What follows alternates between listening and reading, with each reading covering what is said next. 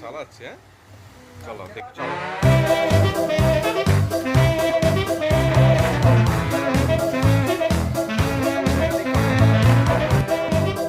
নমস্কার বন্ধুরা, সুস্বাগতম আরেকটি নতুন ব্লগে। আজ 29শে এপ্রিল, আমাদের ভোটের দিন। আর এই আমার ভোটার কার্ড। ভোট পর্ব শেষ। রিমোট কন্ট্রোল গাড়ি, ছোটোবেলা থেকে সব ছেলেদেরই মনে হয় এটা একটা স্বপ্নের খেলনা। যদিও কখনো আমার স্বপ্নটা পূরণ হয়নি, তবু এই ছোট্ট বাচ্চাটাকে রিমোট কন্ট্রোল গাড়িটা চালাতে দেখে ভিডিও করে রেকর্ড করে নিলাম। আর ওর পাশে থেকে ওর আনন্দে আনন্দিত হয়ে আমি আমার ছোটোবেলার শখটাও পূরণ করে নিলাম। আবার যেখানে স্টার্ট করেছিল নিয়ে চলে আসবো।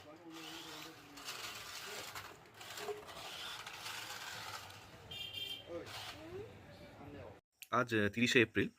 গতকাল 29শে এপ্রিল আমরা ভোট পর্ব শেষ করলাম। আর আজকে আমার জীবনের একটা পর্বের অবসান ঘটলো। সেই পর্বটি কি? সেই পর্বটি হলো, আমি এতদিন একটা বিষয় নিয়ে ভুগছিলাম, যেটা ছিল আমার ক্ল্যাভিকাল বোনটা ভেঙে যাওয়ার ফলে আমি অনেক কাজ নর্মালি করতে পারছিলাম না বা করতে চাইছিলাম না ভয়ের কারণে।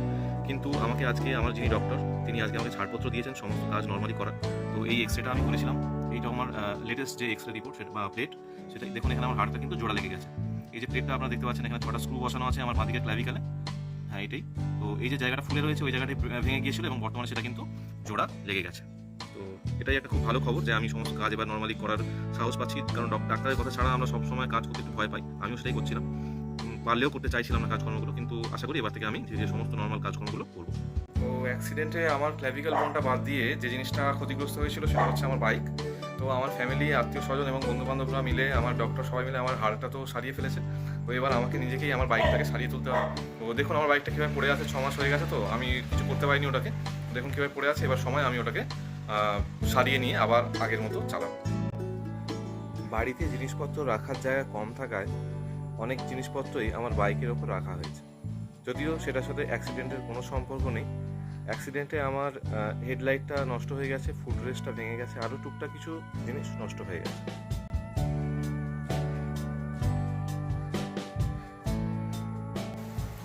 সন্ধে গিয়েছিলাম একটু বন্ধুদের সাথে দেখা করতে, তো হঠাৎ নেমে এলো বৃষ্টি। তো আমিও আমার বন্ধুরা একটি শেল্টারে দাঁড়ালাম। তো জল পড়ছিল, কারণ শেল্টারের মাথাতে একটু খুব একটা অবস্থা ভালো ছিল না ওটা। তো জল পড়ছিল, তাও ওখানেই দাঁড়িয়েছিলাম আমরা। আজ আবার বেরিয়ে পড়লাম সাইকেলটা নিয়ে।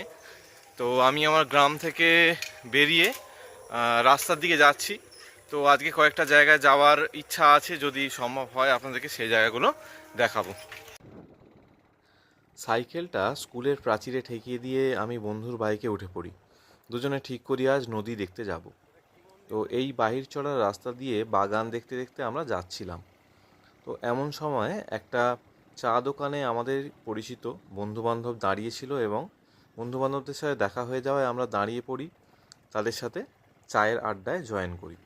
তো চায়ের আড্ডায় জয়েন করার পরে গল্প হতে হতে প্রায় সন্ধে নেমে আসে। আর আমাদের এই নদী দেখতে যাওয়ার প্ল্যানটাও ক্যান্সেল করতে হয়, কারণ সন্ধেবেলা কিছুই দেখা যাবে না। তাই আমরা আবার যে রাস্তায় গিয়েছিলাম ওই রাস্তায় ফিরে আসি।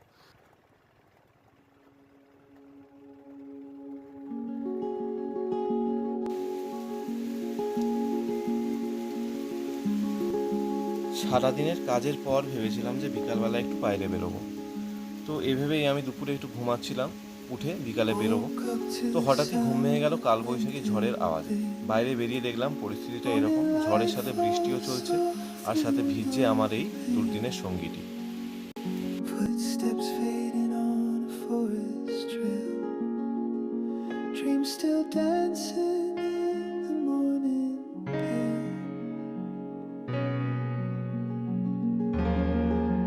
Whispers of the pine.